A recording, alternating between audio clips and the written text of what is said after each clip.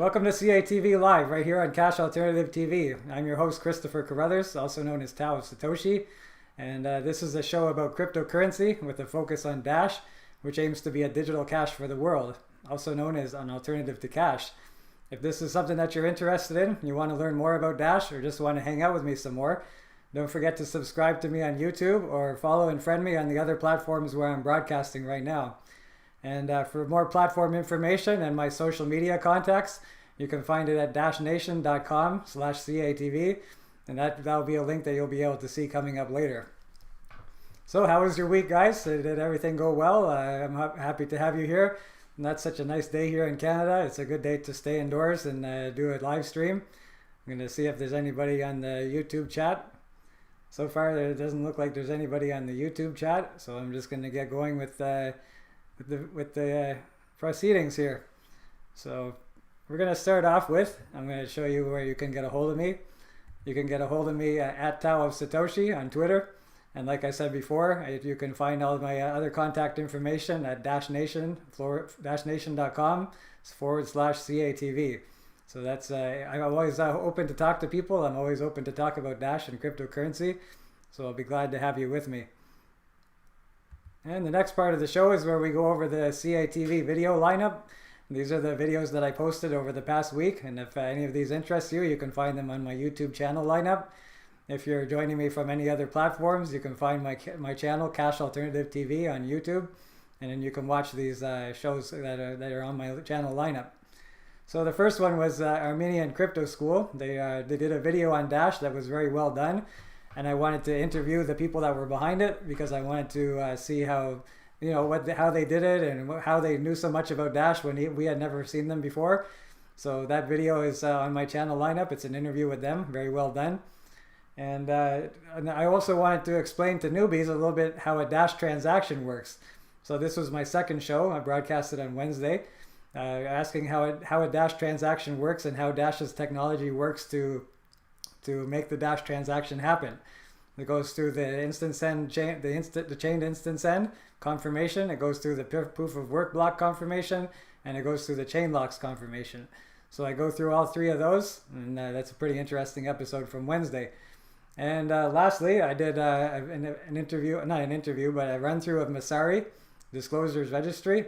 And this was something that Dash just got involved in. It's a platform that aggregates Dash information. And now Dash has an exposure to a whole new group of investors through this Messari Disclosures Registry. So that was one I just released yesterday. That's hot off the press on Cash Alternative TV, and I hope you'll check it out. So now we're going to go into the crypto news.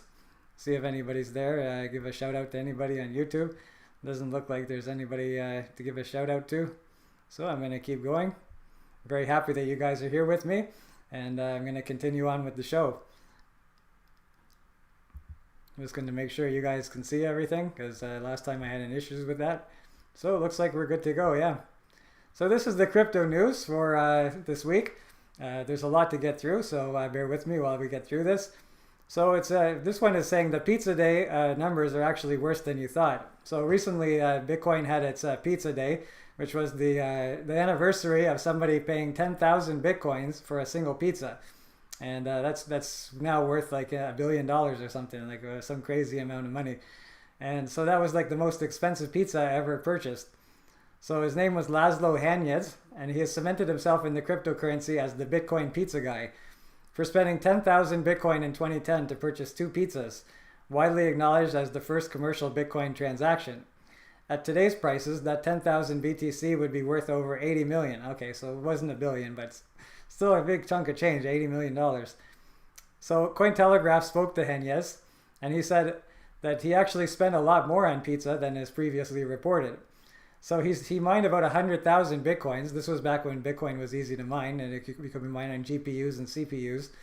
And about half of it went to pizza, he said. So 50,000 Bitcoins went to pizza. $1 billion at the historical high price. So he said, I had mined a pool of about 100,000 Bitcoin. I spent maybe half of it on pizza and the other half giving it away or selling it for other stuff. I made maybe a few $1,000s altogether. I made enough to build a new computer for Bitcoin. So 6,000 BTC for a single slice he paid one time. Henny has recounted an incident where he didn't have enough Bitcoin to purchase 2 slices of pizza, so he cajoled the seller into selling him a single slice for 6,000 BTC. I wasn't stingy with it, and I didn't mind overpaying, so this is somebody who really wanted his pizza. And I wonder if that pizza owner kept his Bitcoin, because if he did, he's a rich man off of that one pizza sale. So that was being at the right place at the right time, but I don't think he probably did keep it. But he's probably kicking himself for not doing that right now. So if you've been around the crypto space for a while, you know Gavin Andreessen. This is his blog that we're looking at right now. He used to be a Bitcoin core developer, and he ran afoul of the core devs that are now controlling Bitcoin, because he believes in Bitcoin as a store of value, not a store of value, but a medium of exchange. Whereas the people that are running Bitcoin now, they pretty much see it more as a store of value.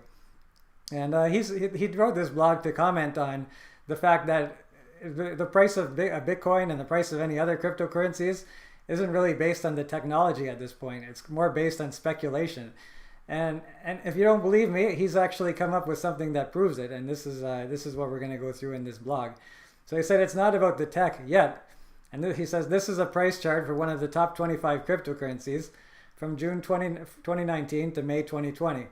And this is another one. So as you can see between the two, there's virtually no difference between the two. There's one that has a little bit of more of a bump in the middle, but basically they follow the same track. And he says one of them is IOTA, which had a technical problem that resulted in no transactions confirming from February 12th until March 10th. So this is like a blockchain that completely shut down, and there was no activity on this blockchain whatsoever. And the other is Zcash, which had no technical problems over the same period. So he can't tell which is which from looking at how the markets reacted, which is really weird. And it's just like, what? And he said, I like to think that technology matters, and so do I. I'm in that same camp, and I think it will matter over time. And better tech tends to win in the long run. I still mostly believe that, but I have to admit seeing a cryptocurrency fail to perform its most basic function for a whole month, and then the markets shrug it off, makes me wonder what the people are thinking as they speculate on cryptocurrencies. And it's true, like I can add to that. I see how the currency that I favor on Cash Alternative TV is Dash, and we're very, very technologically advanced. We have a very good product, a very smooth product. It's private, instant, and secure, but it hasn't gained the respect that it deserves in the markets yet. Like, it has a decent value, but compared to Bitcoin, which doesn't really work at all, it's still languishing. And I'm thinking, why is that? And it's true. It's because a lot of it is based on speculation. It's based on popularity. It's based on who you know, what you know. And it's not based on the tech yet. And it will be based on the tech when it starts going into the regular mainstream markets. So chin up, Gavin. I know eventually it's going to be based on the tech, and it's not going to be based on the rampant speculation. So that was an interesting one I wanted to share. So Venezuela is a big market for Dash, a big market for cryptocurrencies. The bolivar is devaluating on a daily basis. It's not quite going down as fast as it was in 2019, but it's definitely still going down. So this Venezuelan startup, Glufco, aims to build an all-in-one crypto ecosystem. So they just released its web app with plans to roll out a digital wallet, payment gateway, and crypto exchange, all in one platform. So this is the brief. This is to sum up this article. Venezuelan crypto group Glufco has launched its web app. It's the first step in an ambitious plan to build out an all-in-one crypto platform for the residents of Venezuela. Glufco already works with state-sanctioned crypto exchanges in the country. So let's see here. What do we got here? All right, so it says, first of all, the launch of the minimum viable product consists of the web app and the Android mobile app, which includes the usability of the Glufco cryptocurrency. So they have their own cryptocurrency, which is typical for these payment processors to have their own cryptocurrencies involved. And so it says Glufco is not a newcomer to the industry. The team is already well known in Venezuela for having developed the first Venezuelan devices used for crypto payments with physical cards. It also developed a USD peg stablecoin that eases commercial operations through exchange platforms approved by the Venezuelan government, such as CryptoLago. So that's interesting. I don't know, is that going to end up becoming a competitor for Dash, or is that going to help Dash to be recognized? Time will tell. So Dash Core Group, CMO, Chief Marketing Officer Fernando Gutierrez, he appears in this article about industry at a crossroads. The crypto enters fourth phase of development. So this is basically saying that crypto has gone through 3 cycles so far, and we're about to embark on the 4th cycle, which is more looking at technology and trying to gain adoption. So we'll see what Fernando has to say about that. So a summary of the past 3 crypto cycles, in case you're wondering what that means. Says according to the report, the first crypto cycle took place from 2009, however, to 2012, with mining pools and crypto exchanges being the highlight of the epoch. During this period, Bitcoin remained mostly within the confines of the cryptography and cyberpunk community as an elegant solution to the double spending problem that had plagued previous attempts at digital money. So that's that one. The second growth phase between 2012 and 2016 saw crypto begin to permeate the larger tech space. So we had the Silk Road, and we had other things happening in that one. So what was it?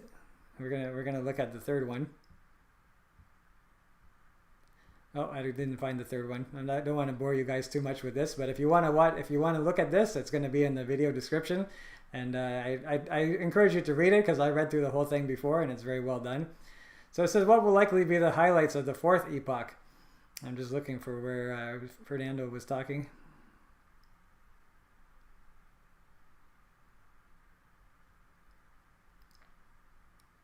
He was here somewhere. I'll find him. I remember reading it. Oh, here we go. For Fernando Gutierrez, so let's say, so it says which direction to go. On the subject of value creation for crypto projects, there is clearly a division between the pundits, as some argue that the movement itself has been derailed from its original goals. For Fernando Gutierrez, the CMO of Dash Core Group, the cryptocurrency space is losing the plot by pivoting away from building efficient infrastructure and focusing on tokenization.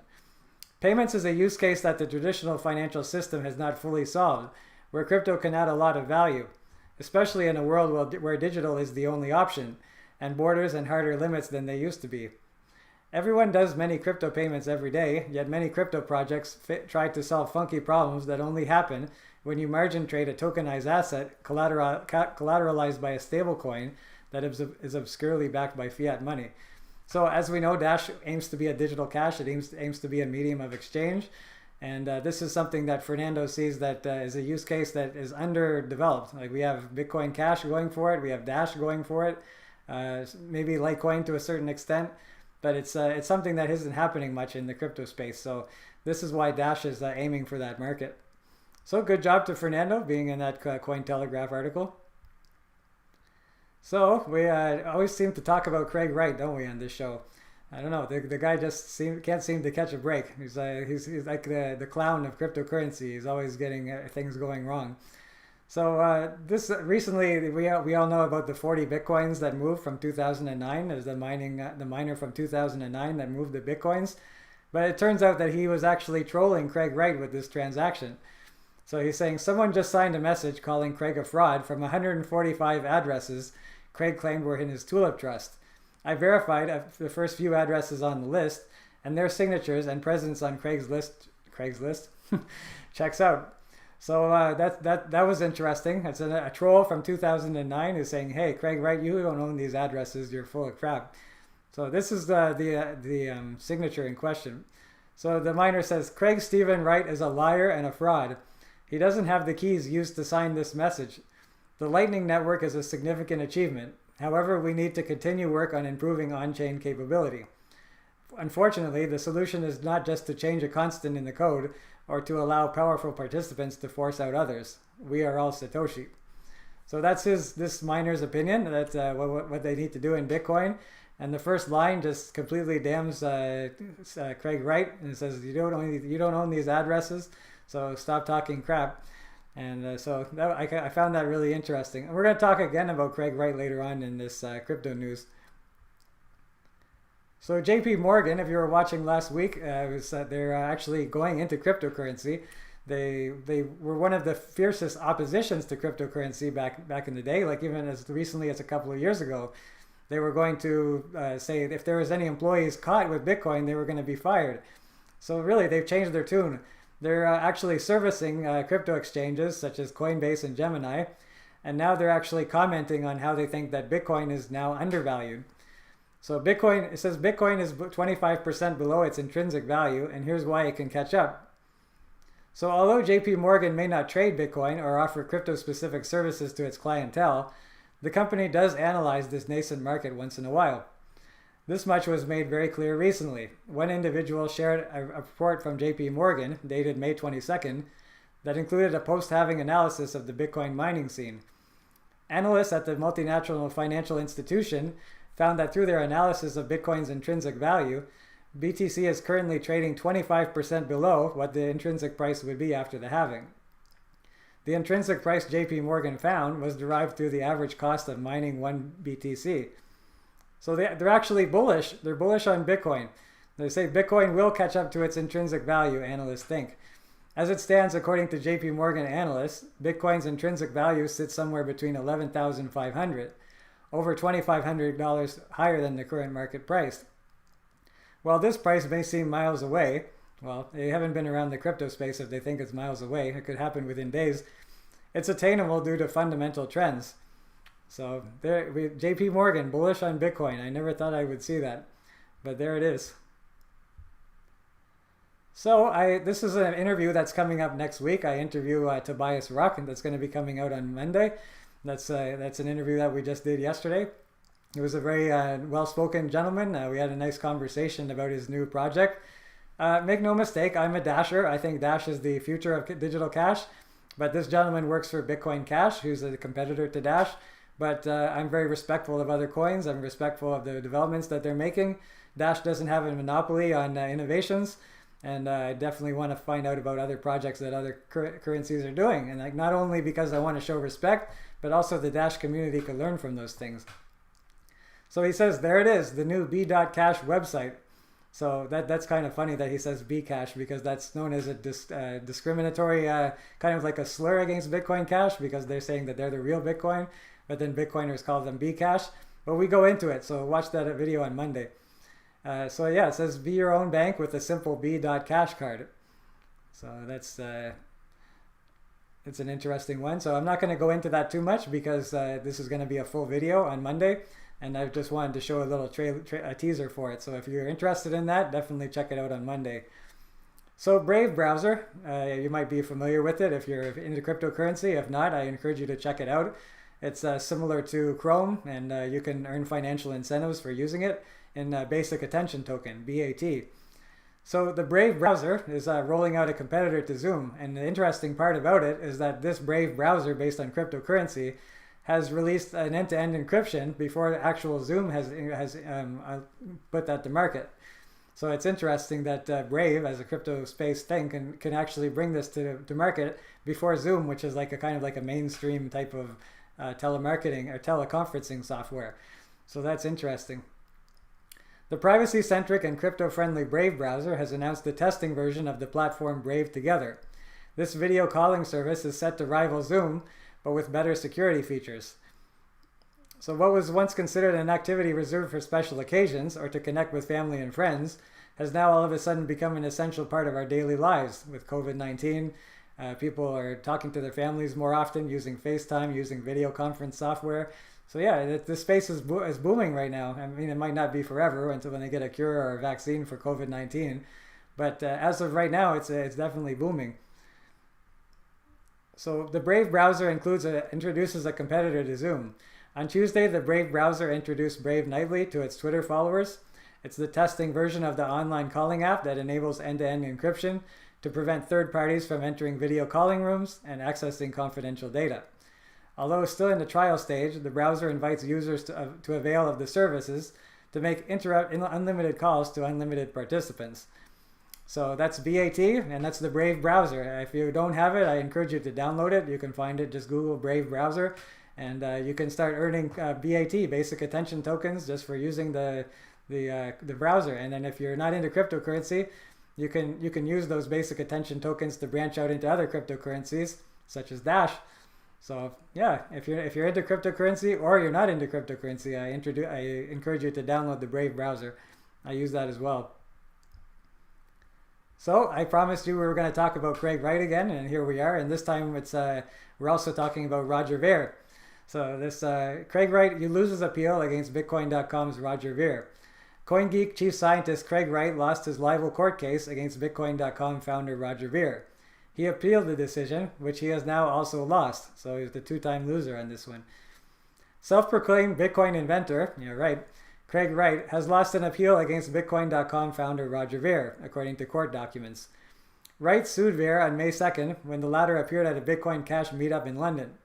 He claimed that Ver had libeled him by calling him a fraud. There's a long-running dispute in the crypto community over whether Wright really is Satoshi Nakamoto. And that's kind of putting it in a good way, because there's not really a debate. Until we see anything otherwise, especially with that note and that miner from 2009 signing those addresses, I don't believe that anything that the guy says anymore. So it says in July 2019, the court dismissed the lawsuit since Ver resides in Japan and the case was filed in London. He was then ordered to pay $60,000 in legal fees, or 60,000 euros in legal fees. Wright then appealed the decision, which he now lost. I'm glad, but not surprised, Ver told Decrypt upon hearing the news. A spokesperson for Wright said, "We'll ask the lawyers for official comment. We really wanted to have someone take up the challenge. Roger clearly wants to avoid this, and we can understand why. But luckily, we will have our day with Peter McCormack later this year." So I know Craig Wright. I don't know him personally, but from what I've seen of him in the news, he likes to use litigation. He likes to use legal avenues.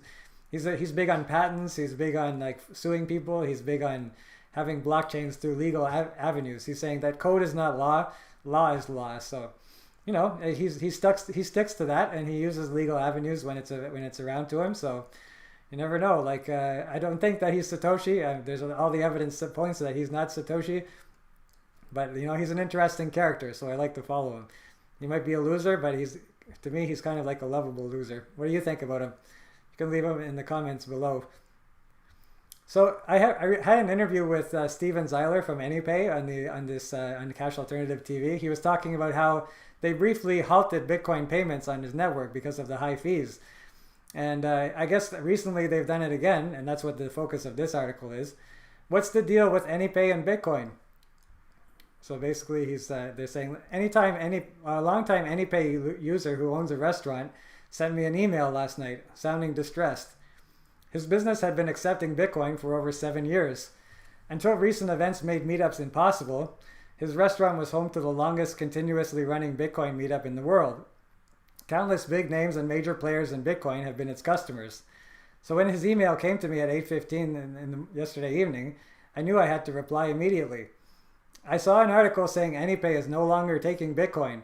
Please get back to me about this. Thanks, Ian. Your clickbait article made everyone freak out at us and forced the issue. Breaking up is hard to do. We said it was over with Bitcoin in February. Then we took BTC back. Now it looks like we're breaking up again. So this is a terrible relationship with Bitcoin based on usability. Look, Bitcoin is not marriage material. We had great times, but it is time to face facts. BTC has changed. If you already know why using BTC sucks, you can skip this post. I'm just going to go through it briefly because there are some people that are watching the show that are not into Bitcoin, and they're wondering, why do I promote Dash, and why is it that I think Bitcoin is no good? So it says Bitcoin sucks for merchants. At the time of publishing, the cost to get your Bitcoin transaction into the next block on the Bitcoin legacy blockchain is 318 sats per byte, roughly $7.50. So let's say you're a patient and you can wait an extra 20 minutes to an hour, so you include a fee of $5. And so how long can you wait? Customers have to pay that extra fee on top no matter the size of their bill. So even if your customer is only sending you $1, they have to pay $1 to you plus $5 on top of that to send the transaction. It costs them $6 to send you $1. Fine. Now say you want to spend that $1. You can't. You need at least $5 just to spend it. So now what? You can try and spend it by attaching a lower transaction fee, but then you'll have to wait for it to get confirmed in the blockchain. So it's just crazy. There were 80,000 unconfirmed transactions waiting in the BTC mempool earlier this week. Try transacting at a high traffic time, and your transaction could take hours, days, or never happen and get rejected for waiting all that time. So it's just like, it's crazy. Yo, dog, I heard you like fees. That's a nice meme for Bitcoin. it's either you pay a ridiculous amount of fees or you wait forever. It's just not a very good medium of exchange, which Dash is. And that brings us to the end of the crypto news. Thank you guys very much for paying attention to the show. I'm very happy to have you guys here with me. And the next half of the show, we're going to be going all over Dash news. This is my favorite part of the show. But I'm going to do station identification for a minute. This is going to be, this is Cash Alternative TV Live. The channel name's Cash Alternative TV. It's a show about cryptocurrency with a focus on Dash, which aims to be a digital cash for the world, an alternative to cash. I'm Christopher Carruthers, also known as Tao of Satoshi. And if you want to follow this channel, you just have to subscribe on YouTube or follow and friend me on the other platforms where I'm broadcasting now. All Cash Alternative TV information and my social media contacts are on dashnation.com/CATV. And that's going to be showing up again in the second half if you're just joining me on the channel. So I'm going to put it on this screen and I'm going to head over to YouTube, see if there's any comments. I see Sylvain is in the chat. Sylvain was watching me. I'm not sure if he still is. Hi Sylvain, how are you doing? And he's saying Bitcoin fees, it's like digital gold. Yeah, you're right, it is. It's just like digital gold.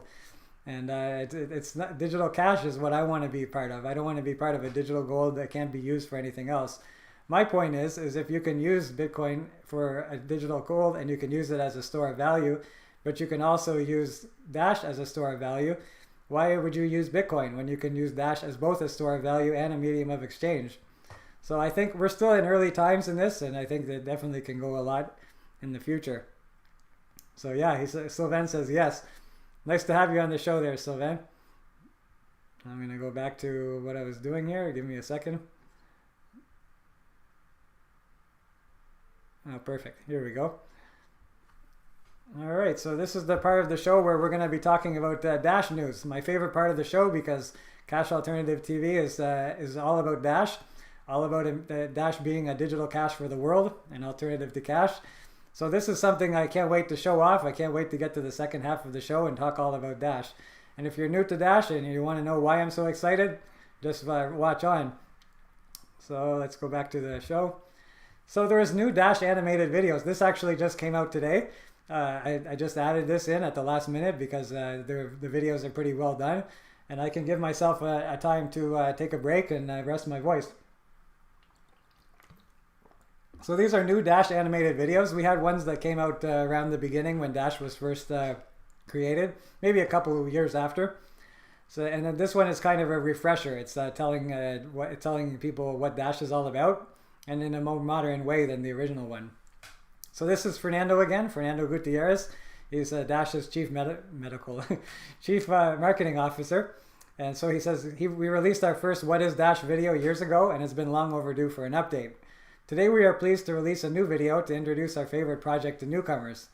And they produced two versions of the video because not everyone needs the same amount of information. So they're kind of targeted videos. Says the first version is shorter and focuses on the user benefits of Dash.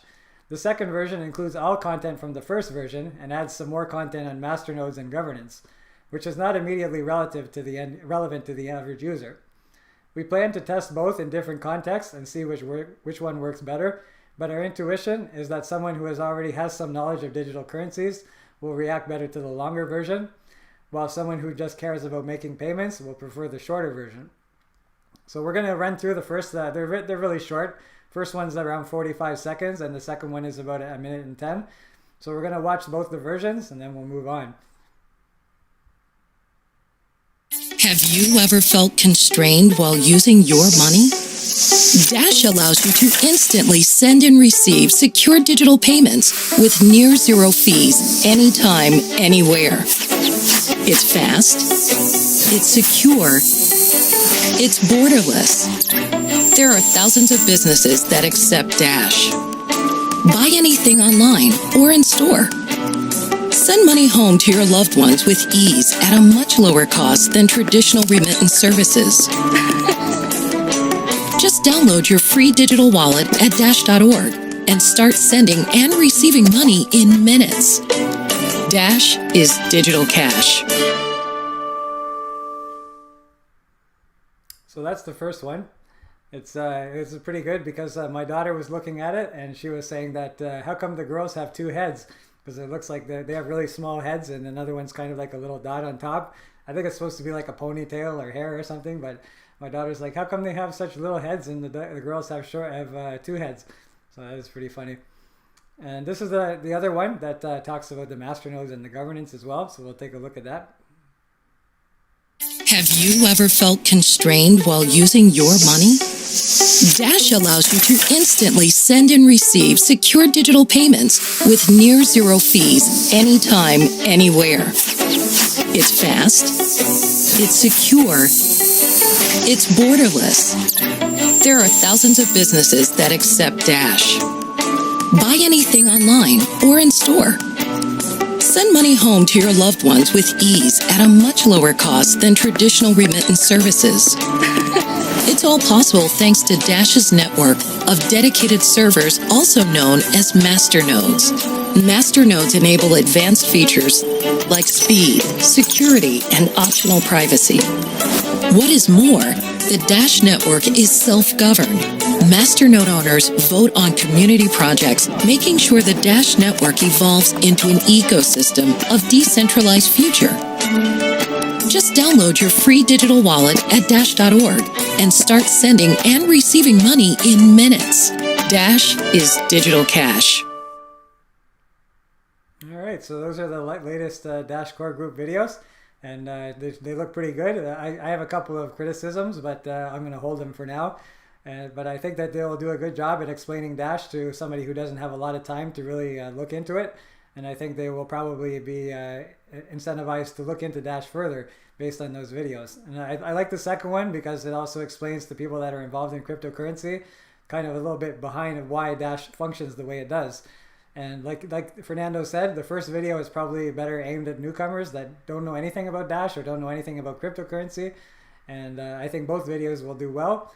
Of course, you can't please everybody, and everybody's going to have their concerns and criticisms, but overall, I think they're pretty well done. So we're going to move on. Dash core group, back in December, they were saying that they were going to come up with a change to Dash's economics as it applies to mining and masternodes and the balance of everything and how they plan on making Dash a better store of value. So this basically caused a large outcry in the community. A lot of people were concerned that this was not the right thing for Dash to do. And but our governance is very strong, so you're going to have a portion of the community that doesn't want this to happen, and you're going to have a portion of the community that does want it to happen. But at the end of the day, it will be contentious. We're going to argue about it. People are going to say their points of view. But at the end of the day, there's going to be a vote. The network is going to speak due to its masternodes, its decentralized masternodes. The network is going to speak, and we're going to come to a decision of whether we want this proposal to pass or not. And then once that happens, everybody has to put up or shut up because that's the way it works in Dash. That's why there's still only one Dash when there was before. There's 3 Bitcoins, or probably like 7 Bitcoins at this point. There's 2 Ethereums, but there's still only one Dash because of our governance. And this is something that's very important for the crypto space, to have this governance, because we have an opportunity to say our piece, vote, and then that's it, put up or shut up.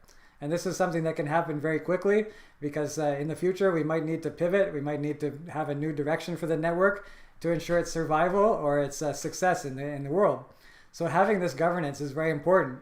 You have cryptocurrencies like Dash, or like Bitcoin, Ethereum, Bitcoin Cash. They don't have this kind of governance mechanism. They could spend months in Reddit and Twitter with a popularity contest saying, I want to do it this way, and then contentious forks, because they don't have this governance that Dash has. And that's why this is very important for Dash to have this governance. So now that you understand that, I can go through this tweet. It says, Dash Core Group has prepared a set of proposed changes to improve Dash's economics, and now we are ready to present to the community. We are planning to present our findings next week and would like to plan for the most popular time to host the session. So it looks like we're going to see it probably next week in the morning. Sometime next week in the morning is going to be when it's going to be presented. Looks like by a pretty decent margin. That's what people want.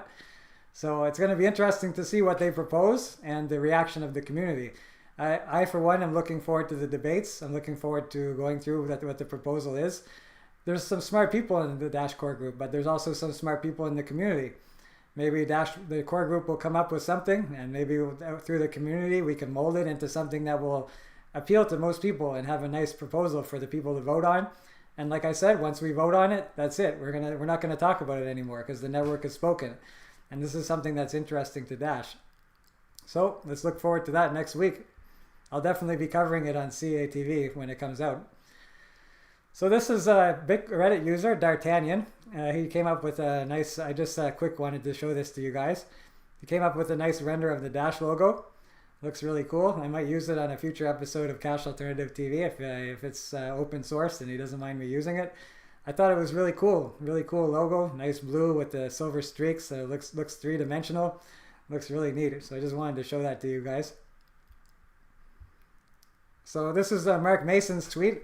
Mark Mason's running the Dash press room, and he's running Dash Talk with Amanda B. Johnson. And he was just doing a play on words, saying that you can pay with Dash and get your food in a Dash with DoorDash. So it's kind of a little play on words because DoorDash and Dash, and then you can get your food in a Dash. So it says get your food from your favorite restaurants delivered in a Dash via DoorDash and pay with Dash Pay. Choose from over 300,000 restaurants from across the US and Canada. And then he includes this little, see if I can play it here. Yeah, so the guy's choosing between the foods that he wants to eat. So it's cool that you can pay with Dash and you can use DoorDash. So that's interesting. Nice play on words there, Mark. So CoinGun is another Dash community member, and he posted this. Basically, with COVID-19, they're looking for cures, and to find cures, they need computer processing power.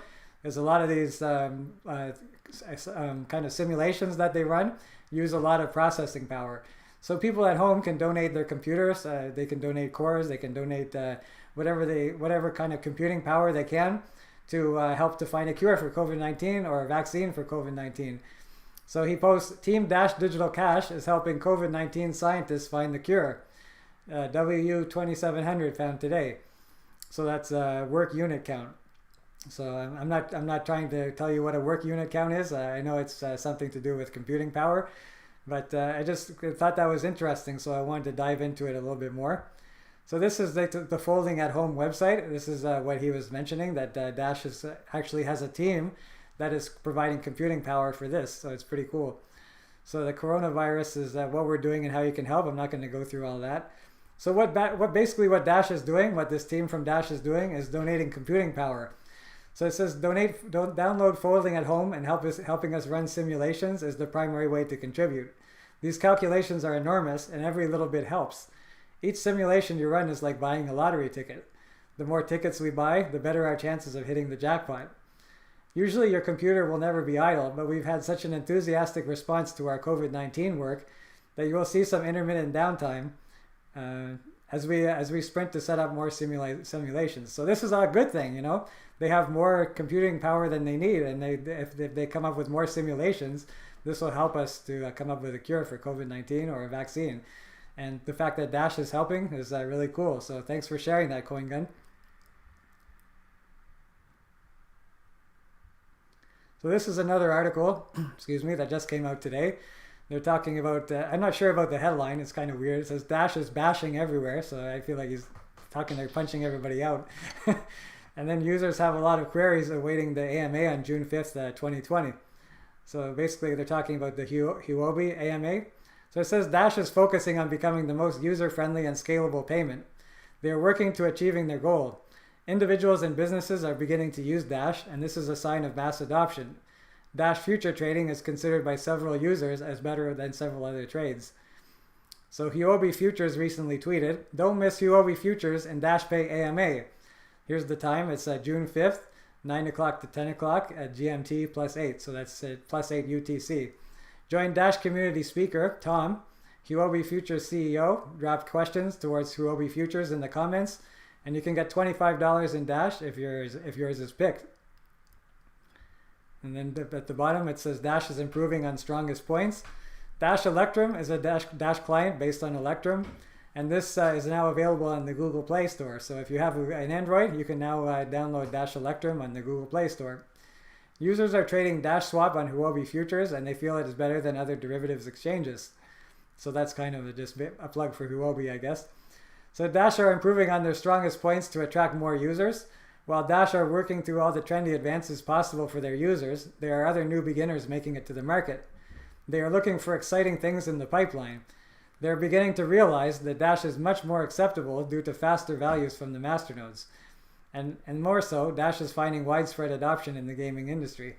Yeah, we're going to go over that gaming industry thing. That's funny how they mentioned that at the end of this one, because we're just going to, before we end the show, we're going to go over one of the biggest integrations that I've seen in a while, and the one that I think will have the most promise for Dash, and that's the ReadyRaider integration. So that's this one. Amanda B. Johnson is back at it again on Dash Talk. It's I don't know if this is going to be a weekly show or it's going to be a show that's going to be coming out fairly regularly. But as I mentioned, ReadyRaider is a platform where I see lots of promise for Dash. I see lots of promise for Dash in gaming because I think it's one of the few cryptocurrencies that can keep up with the pace of gaming. So if you're watching me on Twitch or DLive and you're a gamer, you're into gaming, I would seriously consider that you should try out Dash. You should go to dash.org, download a Dash wallet, get into cryptocurrency, and see how it can be used to play alongside your games that you play.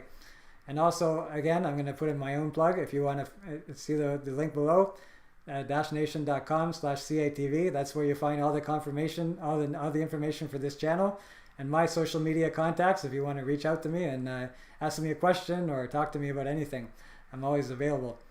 So ReadyRaider is a Dash eSports gaming platform, and they use Dash as an exclusive payment method. So Amanda talks with him on this one. I'm just going to go through a quick clip, and then we'll move on.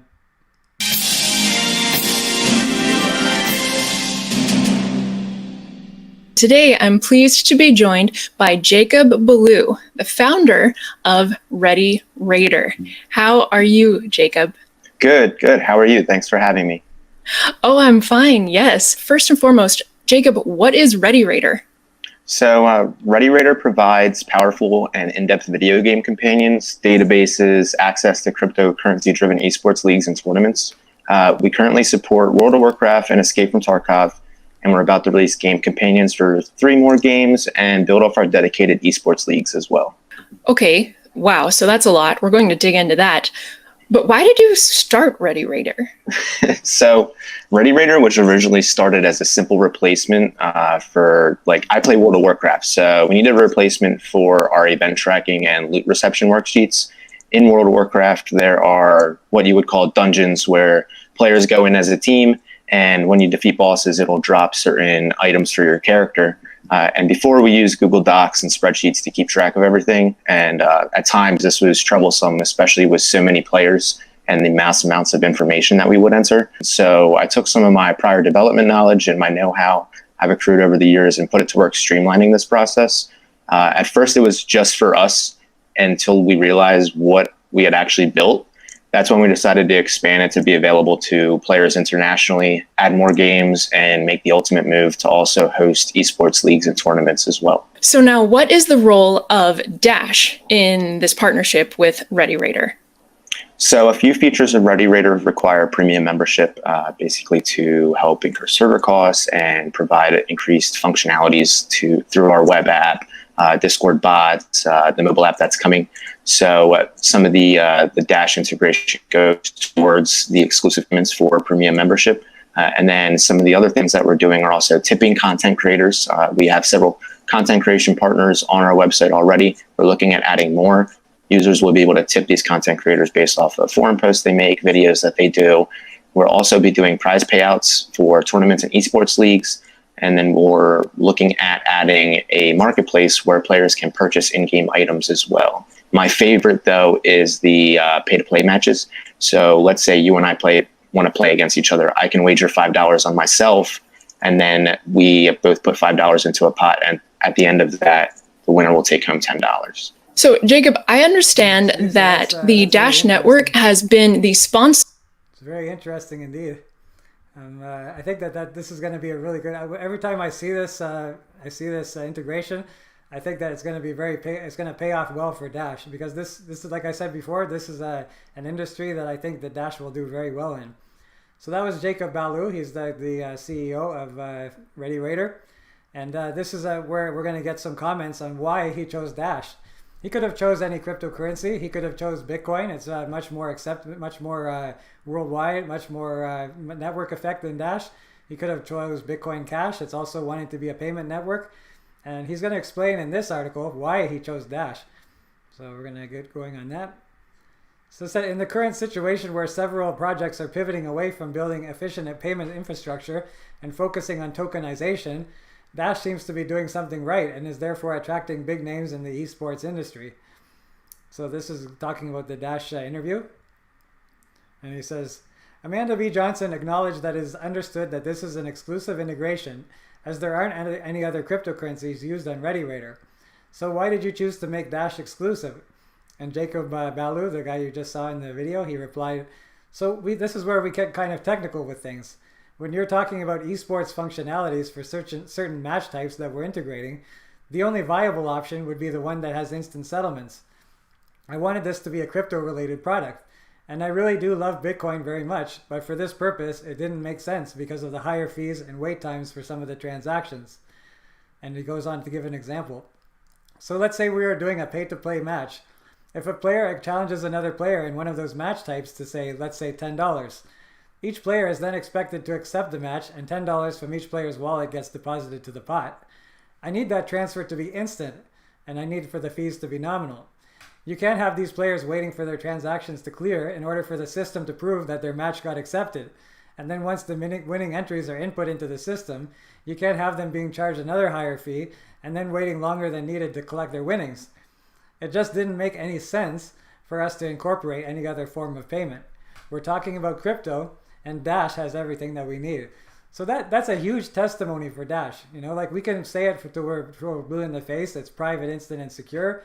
But then when you see use cases like this that actually work, that actually use Dash in that context, and you see that, yeah, really, like this is something that's important, and there's times where you need speed and you need low fees, and Bitcoin doesn't do it.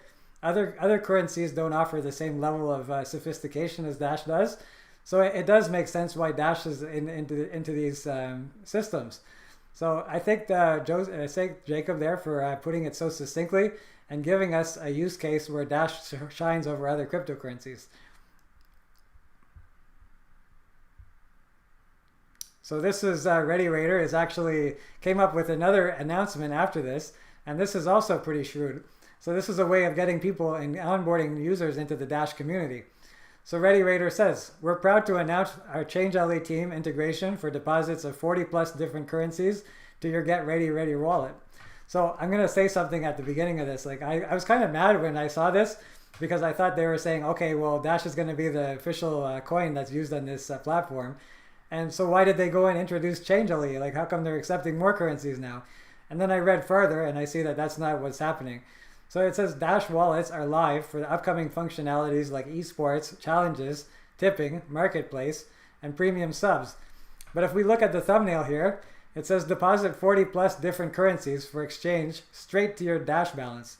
So you can deposit other cryptocurrencies to ReadyRaider, but if you want to participate in their functionality, you got to get Dash. And I thought that was amazing. I thought that's something that was really cool. That he's saying, you know what? I'm sorry, but you can deposit your funds here, but if you want to play, you got to use Dash. So props to ReadyRaider for that. I really think that's cool.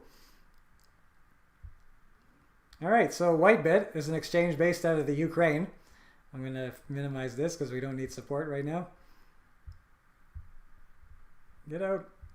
I don't need you. It's not responding.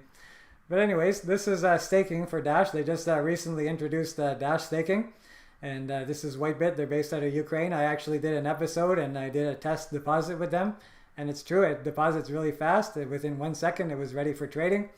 So they actually have staking. I'm not going to recommend them because I haven't worked with this staking for a long time. But if you want to send a little bit of Dash there and try it out, they have been stable since I've seen them. And they have been a good Dash supporter, so I encourage you to try it out.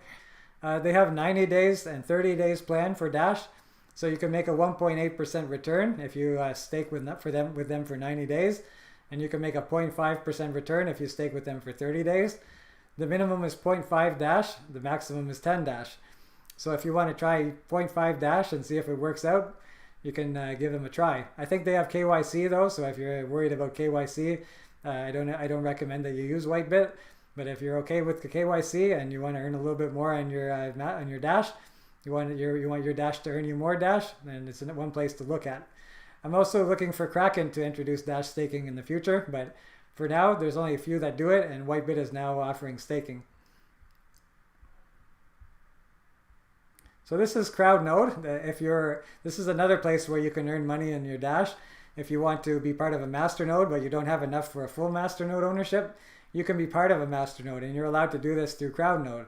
And the interesting thing about CrowdNode is that you can also participate in Dash's governance. So your voice is basically a part of a masternode. So if you can say what your voice wants towards what the masternode is going to say. So it's kind of like a voting within a voting. So it'd be like a riding in the United States or in Canada. You vote in the riding, and then that sends your seat, which is your masternode, to vote for you in the House of Commons or the Congress, or however you say. So basically, it's a mini vote towards the vote that your masternode is going to do. So this is part of their CrowdNode initiative to be fully transparent with their masternodes, because you have to send them Dash and you have to trust them with your Dash. It's not trustless. So they made it a point to ease people's minds by being very transparent. So the main takeaways of the quarter, this is for the first quarter of 2020. On January 5th, the CrowdNode pool of masternodes reached a milestone, reward number 1,000 since CrowdNode started in 2018. COVID-19 started having an impact during March, where activity declined significantly. Due to a very large withdrawals, we had to take down masternode 29 in late March. But they've since rebounded, I can tell you. They now have 30 masternodes. They rebounded, so they had 28, but then they added 2 more. So it said almost no do-nothing votes were cast.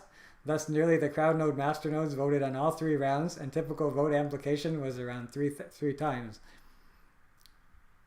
So this goes through all their transparency. They had 28 active masternodes, that's a decrease of 1, 804 members, an increase of 47. And they also talk about their CrowdNode balance, which currently stands at that point in time at 28,655. They now have over 30,000 because they run 30 masternodes. So this is an interesting thing. It definitely is very very detailed, and if you're looking for some place to be part of a masternode ownership, this is definitely a good place. Again, I'm not going to recommend them, because if they go out of business and they say, "How you told me to go to CrowdNode," but you have to understand that you're sending them your Dash, and you have to trust them with your Dash. That's something that you have to decide if you're comfortable doing that. But I can tell you that they've been around since 2018, and they've been very forthcoming on their things. That doesn't mean they always will be in the future, but that's the risk that you take. Everybody has a different risk tolerance. But I give CrowdNode definitely props for showing up and actually communicating with the Dash community and what they're doing. So I'm not going to go through this one very much, because I have a whole show dedicated to this, like I said off the top.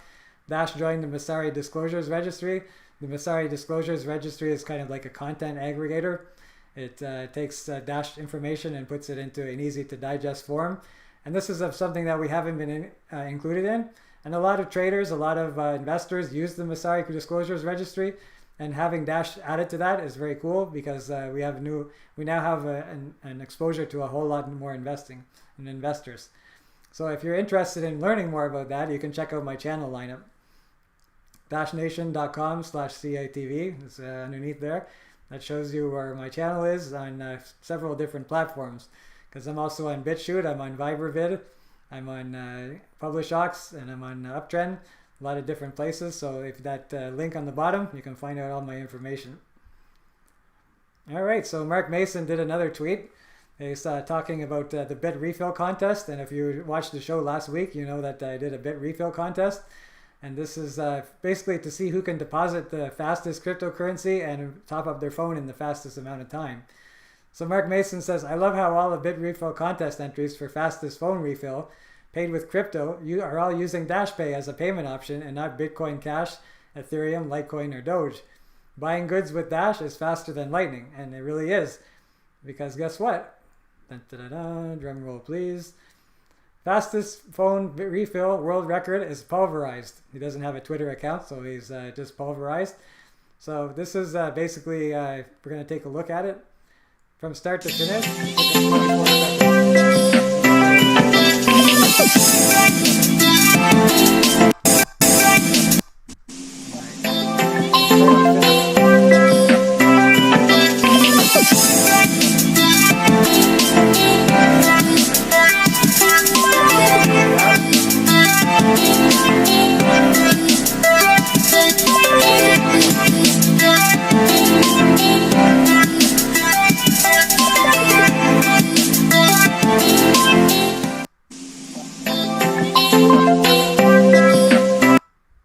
So that guy's got some lightning quick fingers, and he's backed up by a superior payment network. So that's what can happen.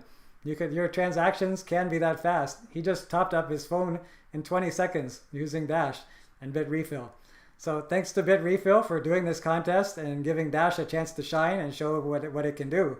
And congratulations to Pulverize for winning the gift card for BitRefill.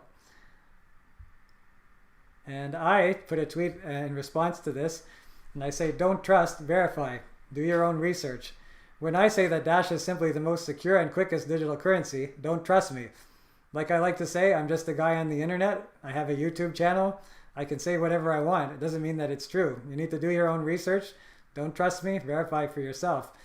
But you can find out for yourself what Coinbase, Uphold, and BitRefill already know. The proof is here in the pudding. So you saw how fast that was. And then I tagged DashPay and I tagged Gemini and Bitstamp because Dash is not yet currently listed on those two exchanges. We should be on Gemini and we should be on Bitstamp. There's nothing stopping us. We're already on Coinbase and Uphold. And if you can show them this and you can show them how fast Dash is and how serious we are about being a payment network, that can only help us. And Joel Valenzuela, he's a big fan of library.tv, and I also am set up on library.tv. It's a very cool kind of like a YouTube competitor, but it also is kind of like a Medium competitor because you can post videos, but you can also post articles. And he opines, he says, why Dash won the BitRefill transaction speed race and what that means.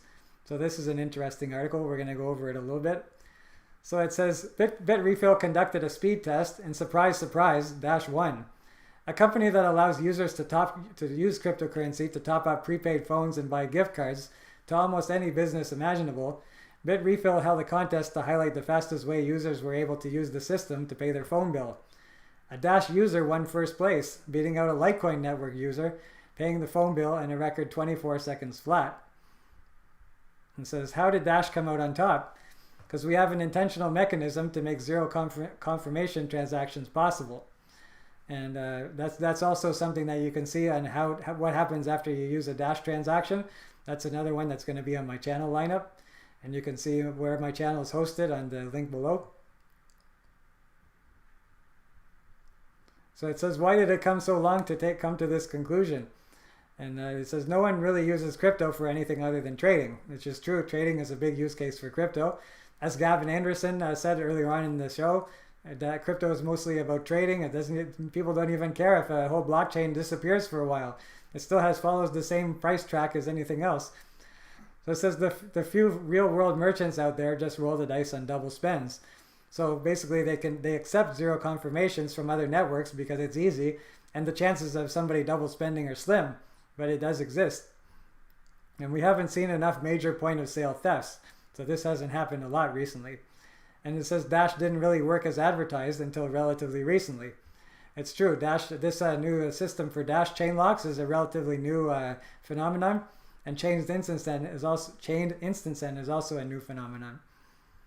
So this is an interesting article, and I recommend that you definitely go and read it. Props to Joel Valenzuela. I also like this, the way he's done this thumbnail is really cool. So that must be Usain Bolt. He's the fastest man in the world and the fastest cryptocurrency in the world. And he's beating the other guys, the Bitcoin Lightning Network and Litecoin behind him. So that was it. So that's the show for today, guys. I'm going to do the station identification again to Cash Alternative TV. This is CATV Live, and it's a weekly show I do every Saturday at 4 p.m. UTC. So I hope you can join me. And I'm happy you guys are joining me today. I'm Christopher Carruthers, also known as Tao Satoshi. And you can follow me on YouTube. And you can also follow me on any of the other platforms that I'm broadcasting on right now. Happy to have you with me. I'm going to see if there's any comments before I sign off. And just so you know, I'm going to be having an AMA. If you're on Twitch and DLive, just stay tuned because I'm going to clean up everything and I'm going to show up for an AMA. If you're watching me on YouTube or any of the other platforms, check out dashnation.com/CATV to find out how you can access the Twitch and DLive platforms. So I'm going there. Eurobeats says Dash is great. I agree, Eurobeats. Dash is pretty cool. I'm going to see if I missed anything. I got to scroll up a little bit here. All right. Yeah, Eurobeats is there. Welcome to the show, Eurobeats. Says Eurobeats asked me when Evolution is releasing. I'm not sure when Evolution is releasing because it's not really a thing. Evolution is pretty much already here. Like, it's going to be released in stages. So chain locks was the first level of evolution, and the technology is going to increase in leaps, not kind of like leaps and bounds, but it's going to increase over time. So basically, chain locks was the first step. Dash platform is going to be another step, and that's currently in EvoNet. So we're going to have releases that are going to be associated with that. So basically, evolution is already here, but it's just being putting in kind of like increments. So basically, you can expect new things every 4 to 6 weeks, they're saying. You can expect new releases to be released. And if you're interested in testing it out, you can go to the EvoNet and test it out. Eurobeats says, thank you, Chris, and I always follow you. All right. So welcome. Thanks very much to you guys for watching the channel. I'm going to sign off on YouTube. I'm going to sign off on Twitter, and I'm going to sign off on what's the other one that I'm on? Facebook Live. But I'm going to stay. I'm going to stay on Twitch, and I'm going to stay on DLive. I'm going to see if anybody has any questions they want to ask me. I'll be around. So far, they haven't asked me any questions yet. I'm not too popular on those networks, but like I said before, I have nothing but time. I'm willing to build up a following over time. People know where to reach me, when to reach me. I'm here at 4 p.m. UTC on Saturdays. So I'm going to continue to do this and hopefully build a following over time. So once again, happy you guys joined me. See you next Saturday. Bye for now.